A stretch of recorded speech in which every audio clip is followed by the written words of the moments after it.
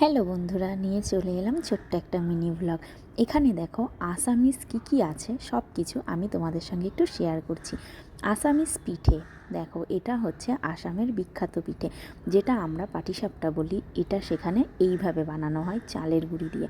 আর এগুলো হচ্ছে পুরোটাই নারকেল আর চিনি মিক্সড করা, মানে চিড়ে ভাজার মতো করা। এটাকে বলে তিল পিঠা। এটা হচ্ছে হড়াই। এর মধ্যে পান আর সুপরি দিয়ে আত্মীয়দের সম্বোধন করেন। তো একে বলে হড়াই, যেটা আসামিজ ভাষা। এটা হচ্ছে রায়নো। সবাই যেন আসামিজের রায়নোটা খুবই ফেমাস আর কি। বিহু উপলক্ষে যে বিহু অনুষ্ঠানটা হয় সেটা হচ্ছে রায়নো উপলক্ষেই হয়।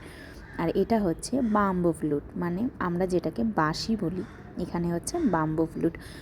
আর এটা হচ্ছে আসামিস একটা শোপিস, যার মধ্যে রয়েছে রায়নো, জাপি, তবলা, বাঁশি, এই সমস্ত দিয়ে। এটা হচ্ছে মেখলা শাড়ি, যেটা আসামিজে বিখ্যাত। আর এটা হচ্ছে জুয়েলারি। এখানে আছে সেট, গলার আর কানের দেওয়া, আর আছে একটা ক্লিপ। এটা হচ্ছে বুয়া মেখালা চাদর, যেটা আমরা চাদর বলি, এরা সেটা বুয়া মেখালা চাদর বলে। আর এটা হচ্ছে গামোছা, মানে যেটা আমরা গামছা বলি। তো এই কটা আমি জোগাড় করেছি।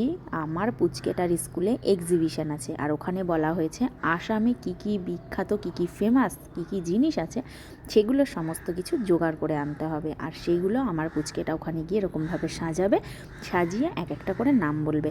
তো আমি যেহেতু বাঙালি, আর এখানে এসে আমি সেরকম কিছু কিনিনি, শুধুমাত্র হড়াই পিঠা আর এই শোপিসটাই আমার, বাকি সব আমি জোগাড় করেছি। তো কেমন লাগলো?